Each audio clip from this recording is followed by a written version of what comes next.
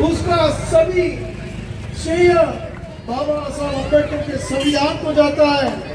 बाबा साहब अम्बेडकर ने जो संविधान बनाया, उस संविधान की वजह से हर एक आदमी को अपना अपना धर्म अपने अपने तरीके से यहाँ जो त्योहार है और कुछ है वो अपने हिसाब से मनाने की पूरी पूरी खुली छूट दी है। मगर आज आपने देखा होगा यूपी में, महाराष्ट्र में, यूपी में तो बुलडोजर लगा के लोगों के दुकान तोड़े जाते हैं, मकान तोड़े जाते हैं। और यही कोशिश आपने देखी होगी मीरा भाईंदर में भी महाराष्ट्र में हो गई है। और अगर वापस एक यहाँ ये दोनों मिले जुले में से कोई भी चुप के आएगा तो यहाँ भी ऐसी नौबत आएगी, यह आपने समझना चाहिए। और इसीलिए मैं आप सभी को विनती करने को आया हूँ कि आप समझदार हैं। इस देश में 20% मुस्लिम समाज है और 20% दलित समाज है। 40% लोग इकट्ठा होते हैं तो इस महाराष्ट्र में और देश में हमारी सत्ता आ सकती है। मगर दुर्भाग्यवश अभी तक हम एक प्लेटफॉर्म पे नहीं आ सके, और अगर आने की कोशिश की तो हमारे में से जो लोग हैं वो लोग आपस में हम लोग को लड़ाते हैं, अलग अलग करते हैं। आज जो योगी बोल रहा था कि आप इकट्ठा तो बचेंगे, अरे इनके ही जो हिंदुत्व है उन्होंने ही जाति व्यवस्था निर्माण करके और धर्म के नाम पे, जाति के नाम पे तोड़फोड़ करने का हजारों साल का इनका ये कारवा चालू है और आज भी वही कर रहे हैं, आपस में हम लोग को लड़ा रहे हैं। और इसीलिए मैं आप सबको विनती करना चाहता हूँ कि आप सब लोग समझदार हैं।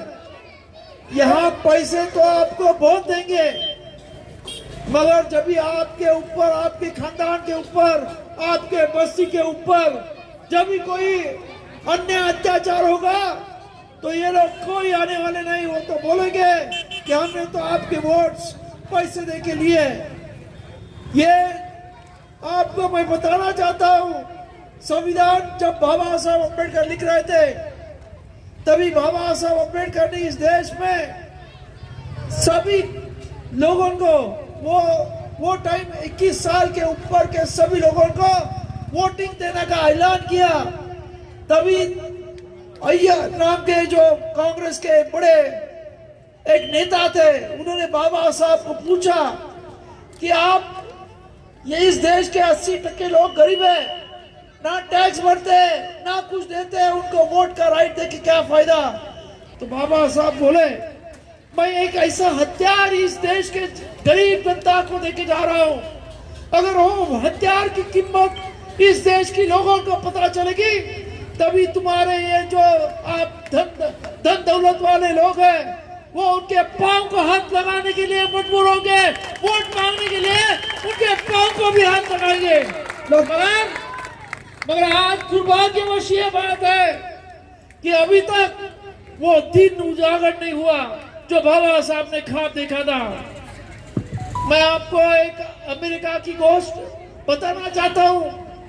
वहां एक बड़े लीडर जो निग्रो लोगों के बड़े लीडर होके गए थे और उनका एक 1950 का एक स्पीच है, वो ऐसे बोलते थे कि मैंने एक ख्वाब देखा है कि कभी तो अमेरिका में हमारा भी एक प्रेसिडेंट होगा। और वो ख्वाब उन्होंने 1950 में देखा था और वो सही मायने में 2014 में बराक ओबामा उस देश का प्रेसिडेंट हो गया और वो ख्वाब सत्य में आया।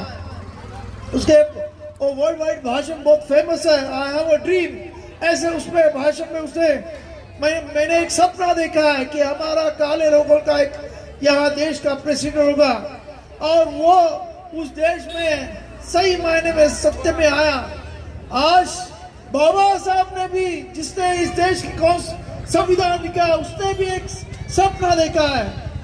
उन्होंने उनके भाषण में बताया है कि मैं एक ख्वाब देखता हूं कि इस देश के दलित, पीड़ित, अल्पसंख्यक, सोशलिस्ट, वर्कर्स, ये सब इकट्ठा हो गए। 80% लोग हैं और वो इस देश की सत्ता अपने हाथ में लेंगे।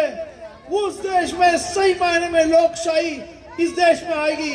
पर दुर्भाग्यवश अभी तक ये ख्वाब बाबा साहब का सत्य में नहीं आया। मैं चाहता हूं आप सभी लोग, हम लोग सब अगर मिलके ये बाबा साहब अम्बेडकर का जो सही ख्वाब है कि सही लोकशाही है, कि गरीबों उनके हाथ में सत्ता, जो लोग सत्ता संपत्ति से वंचित हैं उनके हाथ में सत्ता आनी चाहिए। जो ख्वाब बाबा साहब अम्बेडकर ने देखा, वो अगर इस असल में लाना है तो हम सबको पैसे से अपना वोट बेचना नहीं चाहिए। तो ईमानदारी में अपने मन में झांक के कौन अपना उम्मीदवार है, कौन ईमानदारी में अपने लिए काम कर सकता है, उसको वोट देना चाहिए। यही मैं आप सबको विनती करता हूं। और यहाँ ये छोटे से 1-2 दिन के इसमें आप लोग ने ये सवाल ही, यहाँ हमारे सभी कार्यकर्ता हैं, अमित जी है, मेरे साथ आए हमारे काका साहब है, हमारे काले साहब है, बहुत सारे शुक्रिया जी है, जमीर पठान जी है और सलमान